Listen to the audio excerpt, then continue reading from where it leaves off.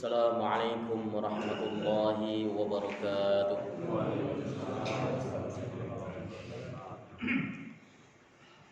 Alhamdulillahi rabbil alamin wal aqibatu lil muttaqin wala udwana illa 'alal zalimin. Asyhadu an la ilaha illallah wahidul halim. وأشهد أن سيدنا محمدا عبده ورسوله الكريم اللهم صل وسلم وبارك على سيدنا محمد وعلى آله وصحبه ومن تبعه إلى يوم الدين أما بعد فيا عباد الله اتقوا الله لأن الله تعالى يقول في كتابه الكريم وهو أصدق القائلين يا أيها الذين آمنوا اتقوا الله حق تقاته ولا تموتن إلا وأنتم مسلمون. Alhamdulillah, segala puji bagi Allah Subhanahu wa taala yang telah memberikan kita nikmatul iman wal Islam wasihhatil badan, sehingga pada subuh kali ini kita bisa melaksanakan sholat subuh berjamaah disambung dengan halaqah bersama dalam rangka membahas agamanya Allah Subhanahu wa taala. Alhamdulillah, yang ngaji tetap banyak meskipun mungkin semalam ada yang begadang mungkin. Alhamdulillah saya juga begadang karena nungguin anak saya yang di rumah sakit. Jadi mudah-mudahan begadang kita yang baik diberikan pahala oleh Allah Subhanahu wa taala. Kalau begadangnya enggak baik, ya mudah-mudahan diampuni oleh Allah Subhanahu wa taala. Karena kadang-kadang godaan untuk tidak ikut larut di dalam kegembiraan itu terlalu berat untuk disingkirkan. Wah, enggak ikut nyambut, enggak setuju dengan penyambutan tahun baru Miladiyah Masehi, tetapi ikut bakar-bakar ikan, itu sebenarnya juga ridho artinya. Ya mudah-mudahan yang kayak gitu diampuni oleh Allah Subhanahu wa taala. Kita jangan menjustifikasi muslim lain dengan sebutan-sebutan buruk, yang penting ya mudah-mudahan diampuni oleh Allah Subhanahu wa taala. Karena Allah itu Maha Pengampun. Tapi yang ngaji tutup banyak ya alhamdulillah, meskipun yang ngaji yang tua-tua, ya mudah-mudahan ya mungkin ada kegiatan lain yang manfaat. Salawat salam mudah-mudahan selalu tercurah keharibaan beliau Rasulullah Muhammad sallallahu alaihi wasallam beserta seluruh keluarga beliau, sahabat, kerabat dan pengikutnya serta kita semuanya. Insyaallah istiqamah konsisten dalam menjalankan dan mengerjakan sunnah-sunnahnya hingga akhir masa nanti. Kita lanjutkan kajian kita kitab Tanbihul Ghafilin. Mudah-mudahan kajian ini mendapat ridho dari Allah Subhanahu wa taala. Langkah kita menuju masjid menjadi asbab diampuni dosa-dosa kita dan diangkat derajat kita. Bismillahirrahmanirrahim. Qala al-muallif rahimahullahu ta'ala wa nafa'na bihi wa bi'ulumihi fid dharain. Rabbana shrah lana sudurana wa yassir lana umurana wahlul 'uqdatam min alsinatina yafqahu aqwalana. Bismillahirrahmanirrahim. Babu haqqil waladi 'alal warid. Bab hak seorang anak yang wajib dipenuhi oleh orang tua. Kalau kemarin kita membahas tentang durhakanya anak kepada orang tua, sekarang kita membahas haknya anak yang wajib dipenuhi oleh orang tuanya. Jadi orang tua itu jangan merasa benar 100%, lurus 100%. Ya, tetapi di satu sisi dia tidak pernah menetapi atau memenuhi hak-hak anaknya. Nanti dituntut di akhirat. Ya, dituntut di akhirat.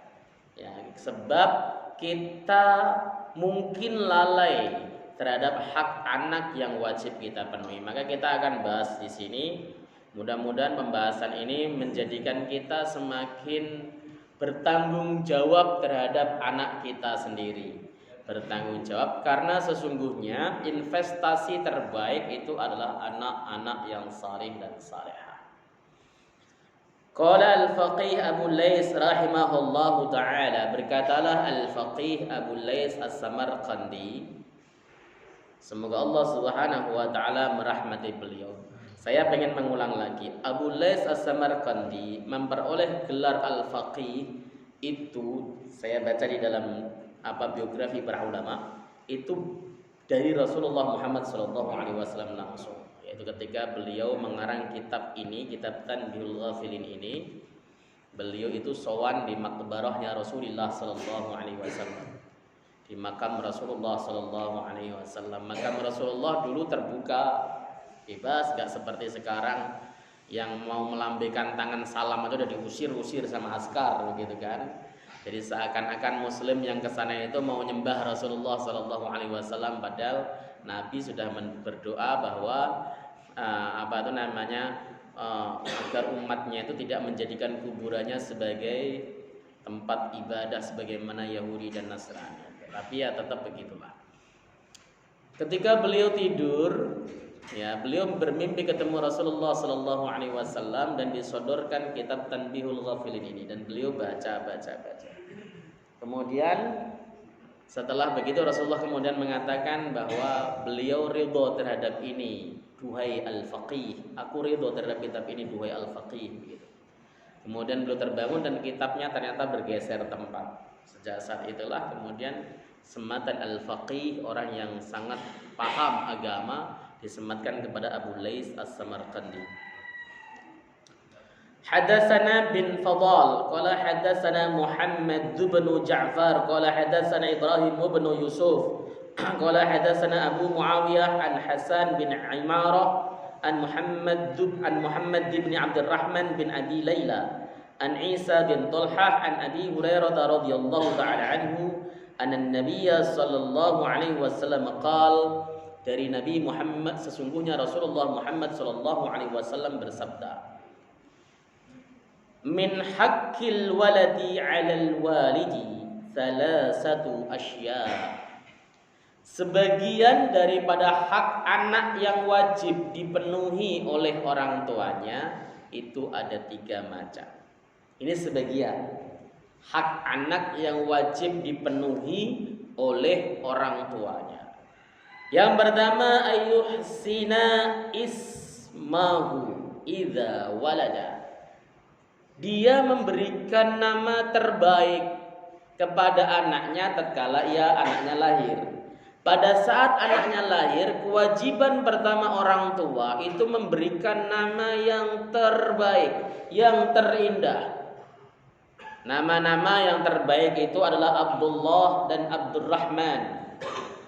Ya, kalau ada nama Abdullah dan Abdurrahman berarti itu mengikuti dawuh Nabi sallallahu alaihi wasallam. Afdalul asma Abdullah wa Abdurrahman.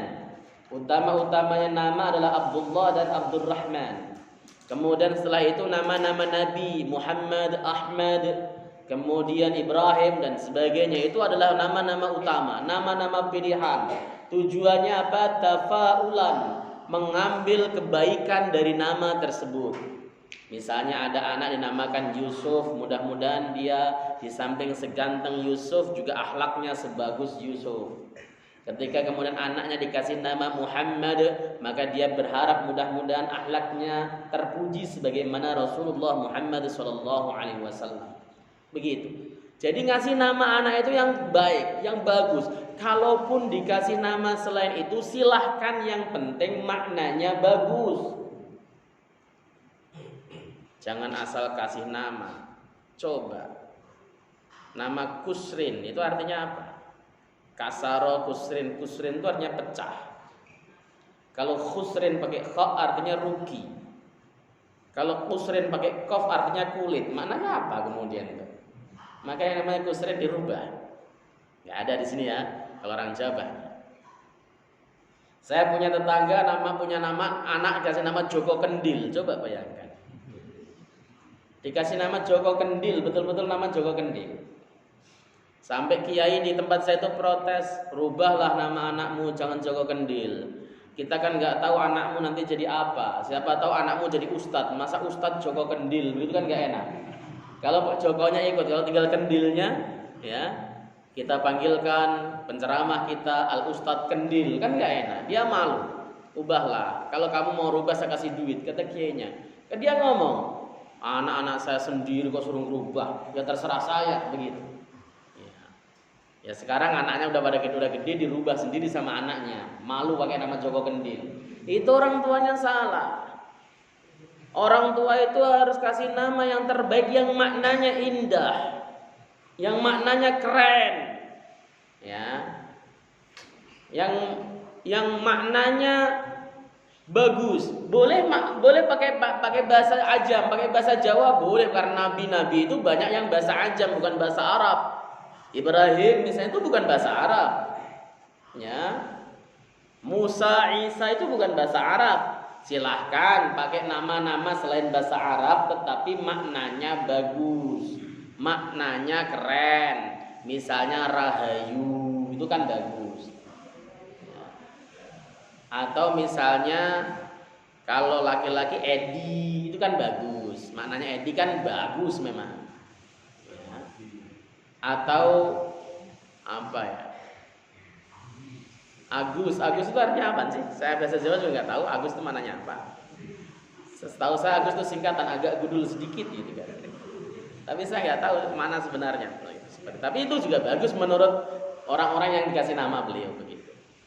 Tapi kalau pengen Arab misalnya, ya kasih Abdurrahman, Abdullah, Ahmad, Muhammad dan sebagainya.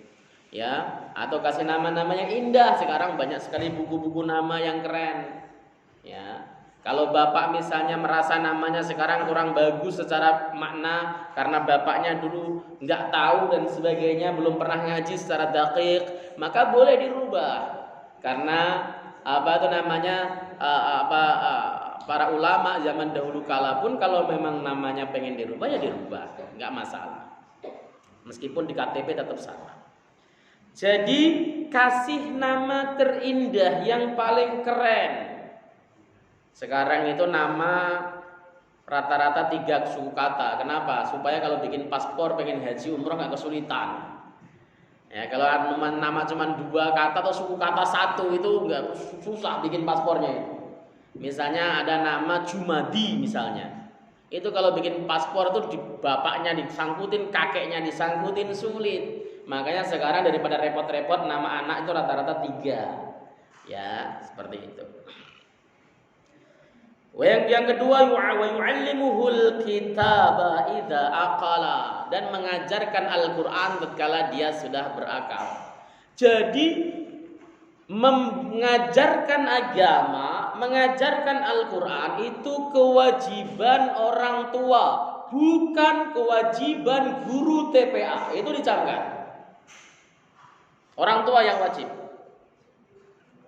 Makanya orang tua yang bijaksana, orang tua yang tanggung jawab ketika nganterin anaknya ke TPA diserahkan dengan baik. Ustadz, ini tolong didik anak saya. Saya tahu ini kewajiban saya, tapi saya tidak punya waktu karena harus cari nafkah siang malam untuk memberikan kehidupan yang baik bagi anak istri saya. Tolong didik anak saya sebaik-baiknya, ya.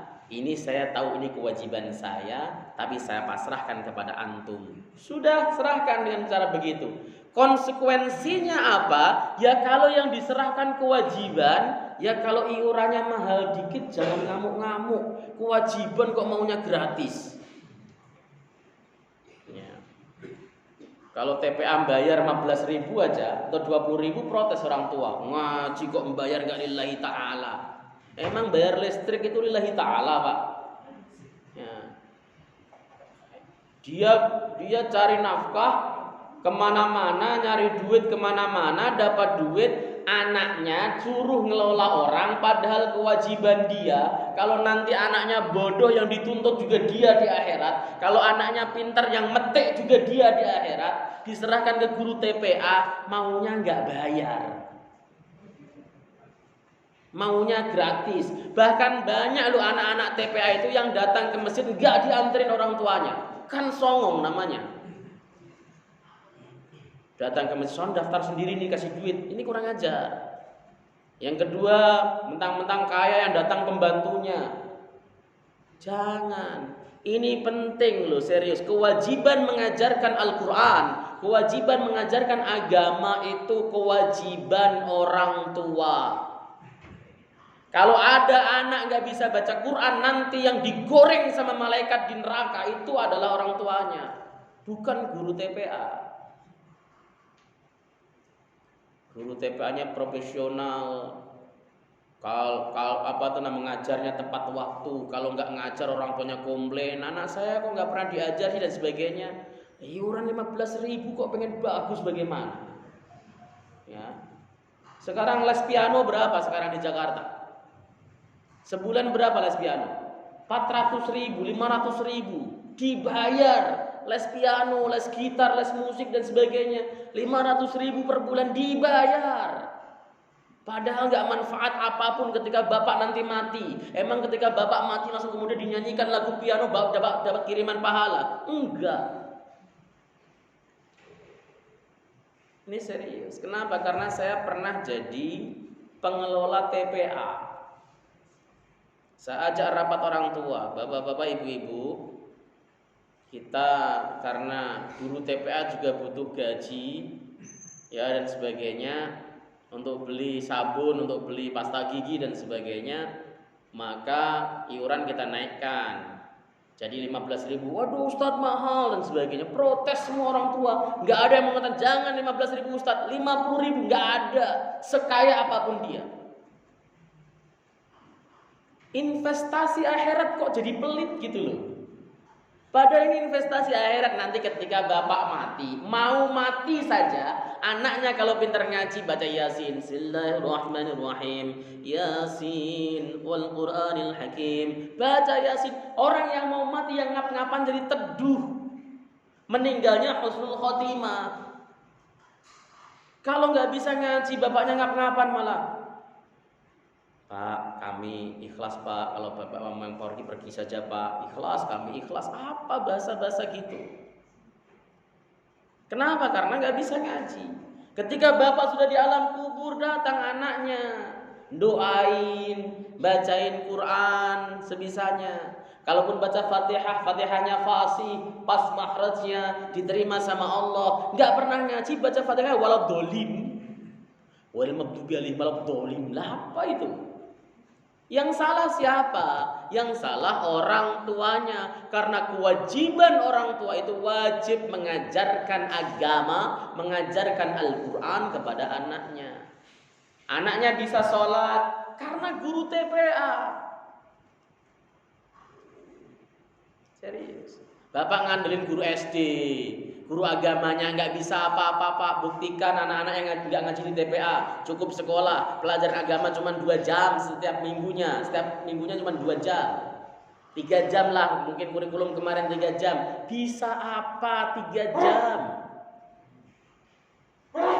Makanya banyak anak yang ketika baca Al-Quran makhrajnya pontang-panting nggak karu-karuan. Baca idza jaa, bacanya idza zaa. Itu serius. Baca jim itu dibaca zai, zai. Idza zaa. Giliran baca zal dibaca ja. A'udzubillah min dzalik. Ini fakta. Makanya kalau baca doa Allahumma la tada' lana dzamban illa ghafartah dibaca Allahumma la tada' lana jamban illa ghafartah. Iya, ini persoalan dan ini fakta loh.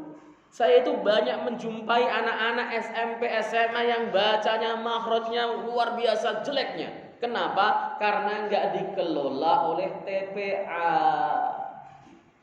Guru TPA-nya kan profesional, kualifikasinya juga sudah bagus, baca Qur'annya fasih dan sebagainya, ngajar 3 jam, 4 jam sehari, 3 jam, dan kemudian talaki di samping bareng-bareng talaki disimak satu-satu hafalannya. Pulang-pulang tiba-tiba bacaannya lebih bagus daripada bapaknya. Terima kasihlah bapaknya sama guru TPA tersebut. Sebab yang memikul kewajiban ngajarin anak guru TPA. Yang nyelamatin bapak tersebut dari tuntutan anak di neraka, guru TPA-nya itu. Saya belum pernah dengar ada istilah guru TPA diberangkatin umroh sama wali murid. Giliran anaknya pinter piano juara, wah hadiahnya banyak banget. Orang tua zaman sekarang itu Pak Bu, dia lebih galau, lebih gelisah jika anaknya nggak bisa matematika, IPA, bahasa Inggris. Galau, aduh anak saya nggak bisa matematika nih bagaimana? Panggil guru matematika. Sekarang saya tanya kepada teman-teman saya yang ngajar les, sekali datang itu rata-rata 100.000, 150.000. Sekali datang itu ngajar 1 jam. Sekali datang berapa? Ngaji di TPA 1 bulan 20.000, itu pun ngedumel. TPA di sini bayarnya berapa Pak? Hah? Gratis? Allah ya Karim. Al jannah ma fi balas. Surga itu enggak gratis. Surga itu enggak gratis. Enggak ada surga gratis itu. Ya, butuh perjuangan, butuh apa dan sebagainya. Ustaz kan harus lillahi ta'ala. Lillahi ta'ala itu bukan masalah urusan bayaran. Lillahi ta'ala itu urusan hati. Banyak orang yang dibayar cukup, banyak lillahi ta'ala banyak, dan banyak orang yang gak dibayar, gak ikhlas, akhirnya ngajar suka-suka dia. Kok gak ngajar kemarin Ustaz? Lagi ngojek. Nah coba salah siapa? Karena ini kewajiban Bapak. Hak anak harus dibenterkan, harus diajarkan. Saya yakin Bapak gak bisa ngajar. Saya sendiri yang guru ngaji, itu gak bisa ngajar anak sendiri. Harus dititipkan, harus diajarkan kepada orang lain. Gak bisa ya. Orang-orang pada ngomong, Ustadz kan bisa nahwu sorof, bisa bahasa Arab, bisa baca kitab. Kenapa anaknya gak dibimbing sendiri? Gak bisa. Anak saya harus masuk pesantren. Gak bisa. Gak ada sejarahnya seorang kiai didik anaknya sendiri. Gak bisa ya. Gak akan berhasil. Maka harus dimasukkan ke dalam pesantren. Yaitu beliau kiai-kiai di pesantren itu ngifayai, saya ngifayain kita untuk kita apresiasi kita setinggi langit. Jangan kemudian kalau ada kesalahan sedikit dari kiai kita jewer anak kita, kiai kok ringan tangan, jewer anaknya dan sebagainya. Tujuannya takdiban, ngajar etika. Sekarang itu kan dikit-dikit orang tuanya marah, kalau disentuh marah, lah anaknya nakal. Pokoknya disuruh diemin aja. Makanya sekarang banyak sekali kebobrokan moral. Di sekolah anaknya mau pencilaan, mau nabrak apa, mecahin apa, gurunya tidak boleh jewer kena hukuman. Jangan begitu ya nak, lain kali jangan diulang, gak ada kapok-kapoknya. Saya dulu di pesantren pernah dihukum suruh berdiri pakai kaki 1. Ya. Karena bolos. Ya supaya pinter. Memang harus keras. Sekarang bangunin tahajud susah. Bangun tahajud enggak mau tahajud, ya udahlah enggak apa-apa. Yang enggak bakal bisa tahajud anak-anak. Bangun tahajud enggak bisa guyur air. Memang di pesantren begitu. Jangan kemudian bapaknya, aduh, saya aja kasih makan gak tega mengguyur anak. Ya kalau gitu gak usah dititipin pesantren, Pak, didik sendiri. Kewajiban Bapak, bukan kewajiban kiai. Kewajiban kiai mengajar, menyampaikan, betul. Kewajiban Bapak ngajar anak Bapak sendiri. Oke, ini harus diperhatikan. Ternyata kewajiban mengajarkan Al-Quran itu kewajiban orang tuanya. Oleh sebab itu orang tuanya harus mahir Al-Quran juga. Jangan sampai anaknya murojaah, bapaknya nggak bisa sama sekali. Sehingga ketika anaknya salah, bapaknya nggak bisa benerin. Pak mau murojaah juz 30, bapaknya boro-boro juz 30. Wal asri saja kebalik-balik. Misalnya. Itu sering terjadi. Makanya bapak ibunya harus belajar dulu Al-Quran. Masya Allah. Kemudian yang selanjutnya wa yuzawwijuhu idza adraka, dan menikahkannya ketika dia sudah menemukan jodohnya. Orang tua jika anaknya sudah menemukan jodoh, nikahkan, nggak usah dihambat. Ya, datang ibu bapak punya anak perempuan, datang laki-laki saleh lulusan pesantren, ngelamar, lulus pinter ngaji, baca Qur'annya bagus, soleh, sholatnya nggak pernah ditinggal, udah terima, nggak usah pertimbangan, nggak usah ditanyain bapakmu punya kontrakan berapa pintu, nggak usah. Rizki itu Allah Subhanahu wa Ta'ala yang ngasih kok. Kita itu kan seakan-akan berkeyakinan kalau modal dari bapaknya banyak maka jaminan kaya. Enggak jaminan. Saya punya tetangga dapat warisan dari orang tuanya banyak sekali, habis, enggak jadi kaya. Rizki itu Allah Subhanahu wa Ta'ala yang ngasih. Kalau dia tanggung jawab terhadap agamanya, pasti tanggung jawab terhadap keluarganya. Ada orang soleh ngelamar, udah. Ngaji di mana anak? Saya lulusan Al-Falah Ploso. Wah, keren. Hafal berapa juz? Alhamdulillah 10 juz. Mungkin. Bisa baca kitab? Bisa. Udah, alhamdulillah. Sholatnya dijaga, kemudian tanya sama tetangga-tetangganya, teman-temannya, benar, nikahkan. Gak usah dipersulit.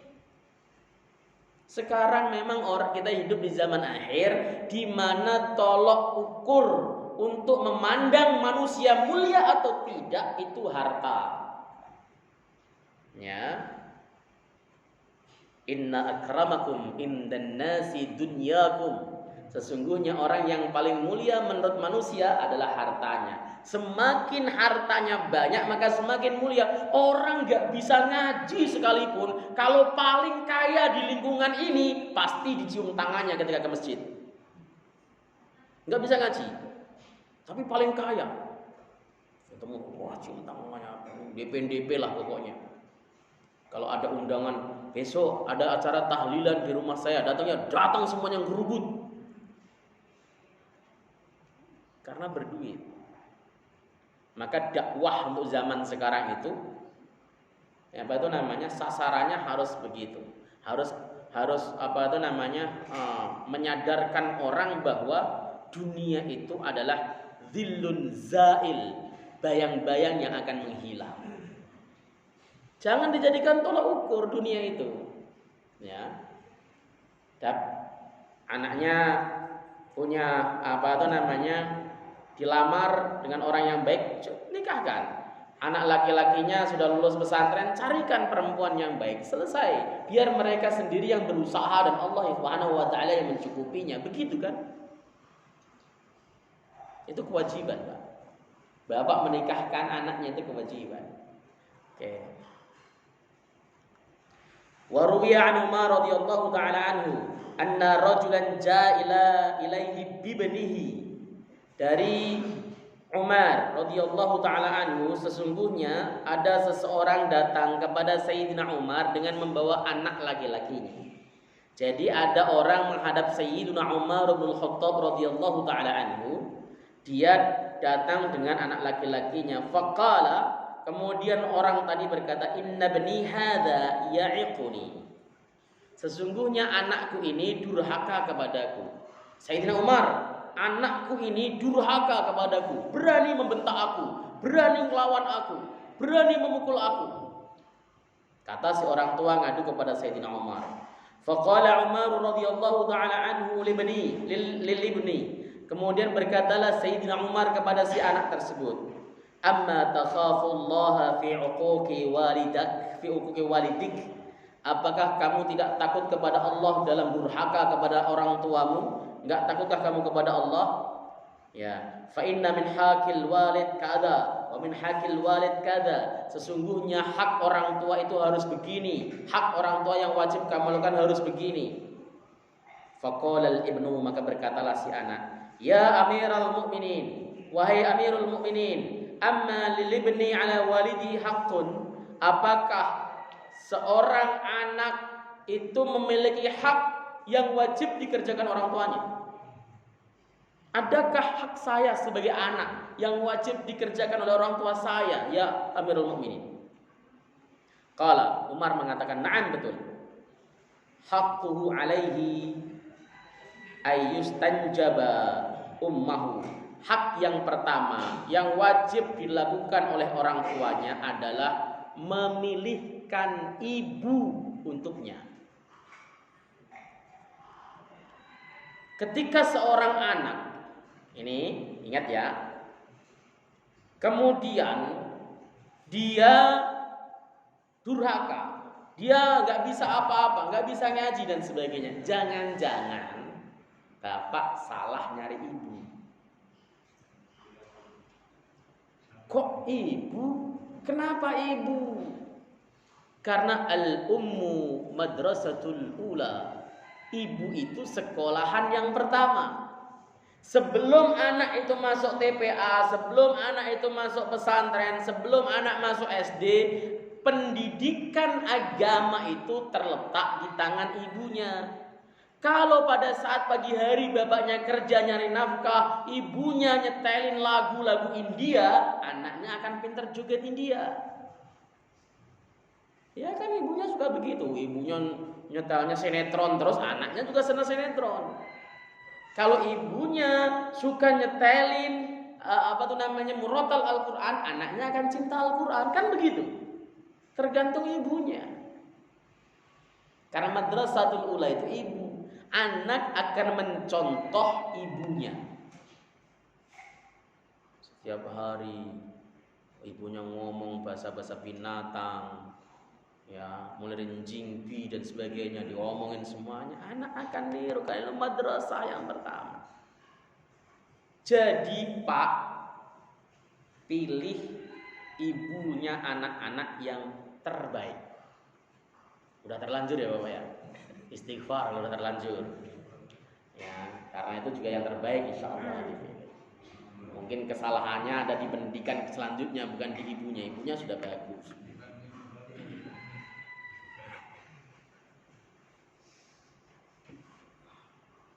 Saya nggak berani nganjurin itu ada ibu-ibu.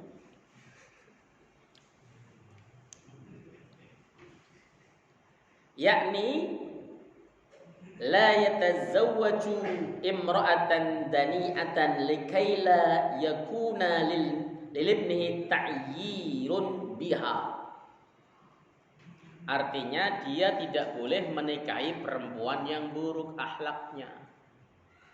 Dia tidak menikahi seorang wanita yang jelek kelakuannya.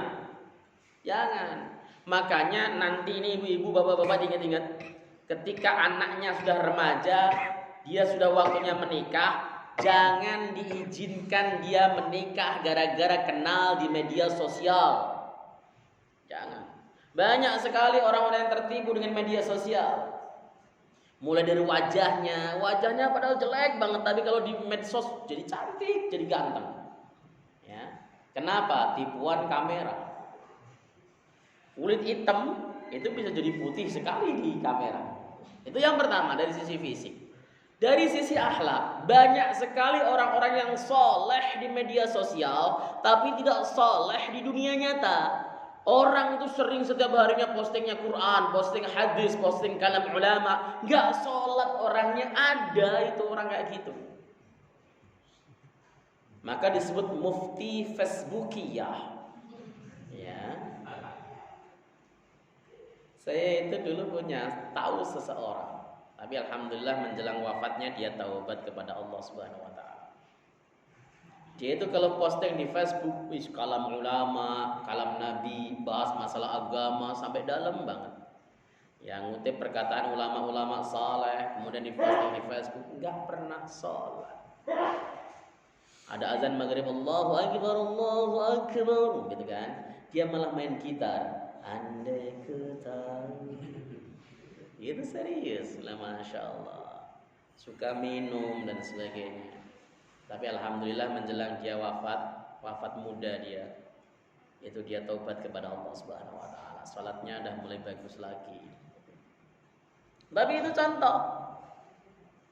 Banyak orang, bahkan penipu-penipu di Facebook itu, itu dia suka posting-posting yang religius, yang suka nipu-nipu itu, supaya orang jadi tertarik kepadanya. Posting, ngambil dari apa, diposting religius begitu. Itu belum tentu soleh beneran. Kamuflase di media sosial itu, di dunia nyata saja nyari. Kalau di media sosial itu kita tidak bisa mengukurnya, apa ukuran kita. Dia kemudian posting, alhamdulillah hari ini puasa. Kita tahu nggak dia puasa beneran? Kan nggak tahu.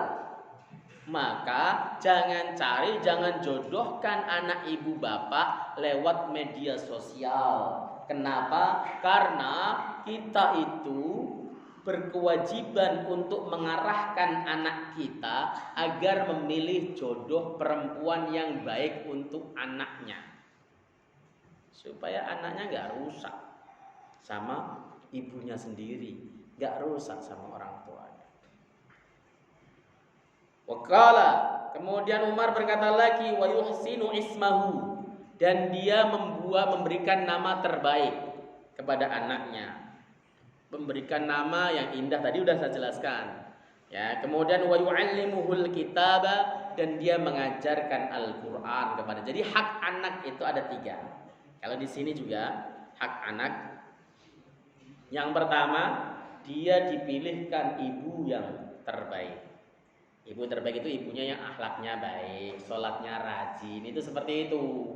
Ya, masalah fisik itu kan relatif ya, tapi kan yang penting baik, sholatnya rajin, salihah, itu yang pertama. Yang kedua, diberikan nama yang terbaik, itu hak anak, bukan suka-suka bapak. Itu hak anak, supaya hak nama itu kan doa. Jangan seperti William Shakespeare yang mengatakan bahwa apa arti sebuah nama. Salah, nama itu doa. Kasih nama nama Rasulullah itu Muhammad, artinya yang terpuji. Alasan Abdul Muthalib memberikan nama Rasulullah dengan Muhammad adalah supaya kelak dia akan menjadi orang yang terpuji. Betul, dikabulkan oleh Allah Subhanahu wa taala. Seperti itu. Ya. Jadi nama itu doa. Jangan remehkan nama. Yang kedua adalah mengajarkan Al-Qur'an kepada si anak, diajarkan Al-Qur'an kepada si anak. Faqala Ibnu berkata, anaknya berkata, "Fa wallahi mastanjaba ummi."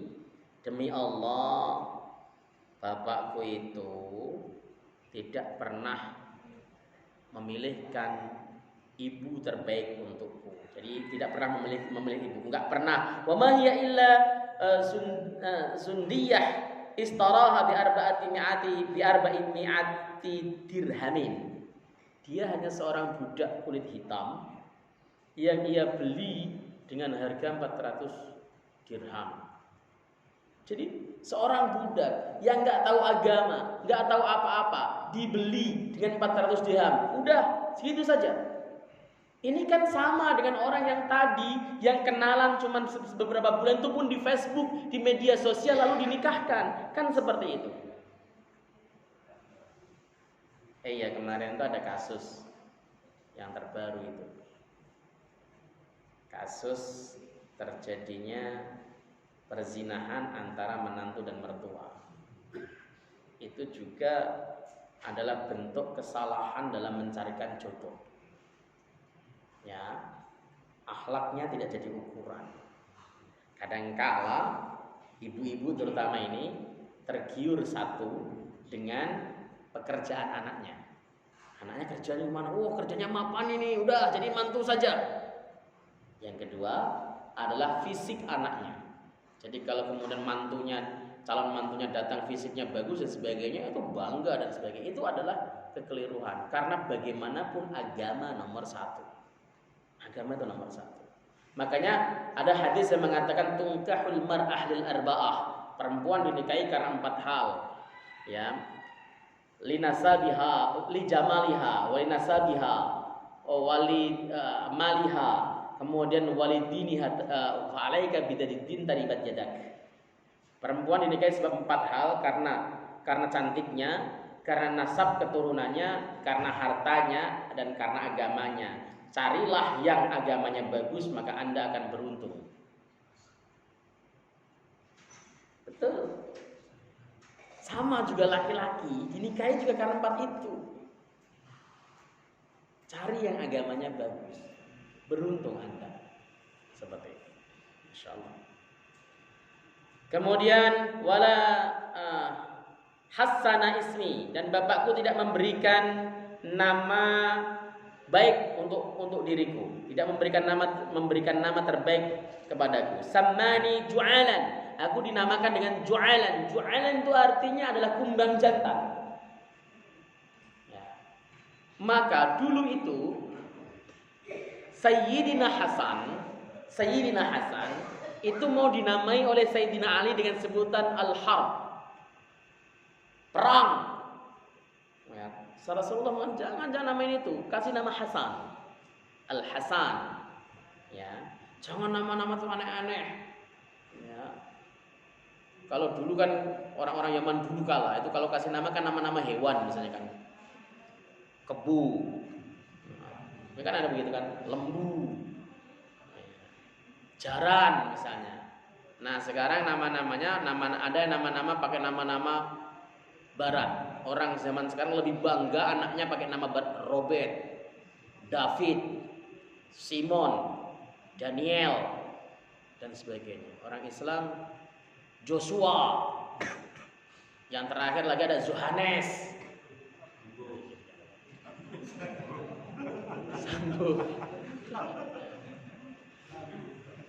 Saya itu punya murid, namamu siapa nak? Joshua. Muslim pak. Loh, Muslim namanya Joshua. Bapaknya dulu baca koran kali ya. Yohanes. Muslim pak. Jadi kasih nama itu nggak usah ke barat-baratan. Kasih Yusuf, ganteng. Wah kurang keren pak, Yosef. Nah, meskipun Yosef itu dalam bahasa Inggris artinya Yusuf misalnya, ya nggak usah begitu. Tafaul dengan orang-orang soleh saja. Ya. David, Abraham boleh sebenarnya, tapi itu adalah nama-nama di barat. David itu Daud alaihissalam. Maka cari nama-nama yang indah. Nggak mesti, tadi sudah saya katakan, nggak mesti harus pakai bahasa Arab. Yang penting artinya bagus. Jangan sampai ketika ditanyain orang, namamu siapa nak? Tahu bapak, nggak ngerti siapa nama saya. Oh, nama kok bingungin begitu kan? Ya, seperti ini juga nggak boleh dikasih nama seperti hewan-hewan. Nggak boleh. Ada yang sekarang banyak suka kasih nama Haidar. Haidar itu artinya macan loh. Ntar jangan-jangan bapak kasih nama anaknya Diab. Wah keren itu, serigala, lebih galak.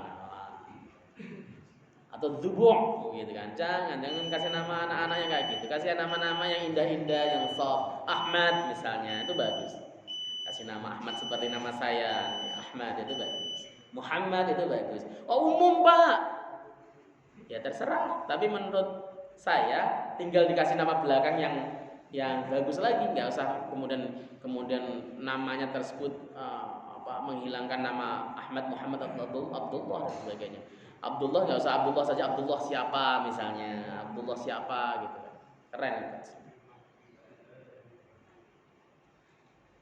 Kemudian wala 'allamani min kitabillahi ayatan wahidah, dia nggak pernah mengajarkanku dari Al-Qur'an satu ayat pun. Nah ini nih, bapak kalau nggak pernah ngajarin anaknya nanti dituntut oleh anaknya. Asalnya bapak mestinya masuk surga, digeret anaknya masuk neraka. Kenapa? Karena melalaikan kewajiban mendidik anaknya. Itulah kenapa Quran menyebutkan anak itu aduwwul lakum, musuh bagimu.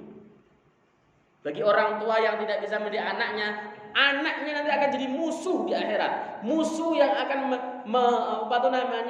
menyidang dia, menyeret dia ke dalam neraka. Maka pak, anak bapak mau jadi kiai, mau jadi ustadz, mau jadi apa, itu takdirnya anak bapak sendiri. Yang terpenting bapak ikhtiar untuk memahamkan dia agama dengan baik. Enggak mesti kalau masuk pesantren harus jadi ustadz, enggak mesti. Kalau begitu ustadznya banyak sekali. Ya, kewajiban bapak cuman memahamkan, nak, kamu masuk pesantren belajar agama yang baik dan sebagainya. Pulang agama baik, dia pinter, bagus untuk dirinya sendiri, cukup. Dia nggak pernah nuntut. Allahu yarhamuh, bapak saya itu kan punya 3 anak. Saya nomor 1, adik saya perempuan dan adik saya laki-laki. Saya dan adik saya perempuan itu dipesantrenkan oleh bapak saya semuanya, dua-duanya. Adik saya yang laki-laki ini disuruh masuk pesantren itu tidak mau. Ayo masuk pesantren, tidak mau. Masuk pesantren tidak mau. Kemudian almarhum abah mengatakan, oke, kamu nggak mau masuk pesantren, tapi ingat, nanti di hari kiamat ketika Allah Subhanahu wa taala menggelar persidangan, jangan pernah tuntut bapak. Jangan pernah salahkan bapak kalau kamu nggak bisa ngaji, nggak bisa masuk pesantren, nggak mau masuk pesantren karena mau masuk pesantren. Bapak sudah nyuruh, bapak sudah memberikan kekuasaan seperti itu. Orang tua memang kewajibannya cuma begitu. Ayo masuk pesantren, nggak mau, udah. Dia bertanggung jawab terhadap dirinya sendiri. Yang penting orang tua memang mendorong anaknya supaya paham agama. Caranya bagaimana? Nggak mesti harus masuk pesantren. Di lingkungan ada ustadz, dititipin sama ustadznya. Oh, ini ustadz ini rajin ngajar ngaji nih. Udah titipin ustadz, ini titip anak saya. Silakan, nggak masalah. Nggak mesti harus di pesantren kok. Yang penting diajari dengan agama yang baik. Nah, ini protes kalau nggak diajarkan satu ayat itu. Faltafata Umar radhiyallahu taala anhu ilal ab. Kemudian Umar menoleh kepada bapaknya faqala. Kemudian berkatalah Umar, taqul ibni ya'iquni, kamu berkata anakku durhaka kepadaku, faqad aqaqtahu qabla ayya'iqaka kum anni. Ya. Kamu tadi ngomong anakku telah durhaka kepadaku. Sebenarnya kamu telah durhaka kepada anakmu sebelum anakmu durhaka kepadamu. Silahkan Anda berdiri dariku, pergi. Jadi ada durhaka orang tua kepada anak. Jadi kalau bapak tidak memenuhi hak-hak anak itu, bapak durhaka kepada anak. Dan kelak ada tuntutannya. Ini saja yang bisa disampaikan karena sudah masuk waktu isyraq. Saya mohon doanya ya untuk anak saya sekecil yang lagi sakit dari hari Jumat kemarin. Mudah-mudahan Allah berikan kesembuhan. Ya,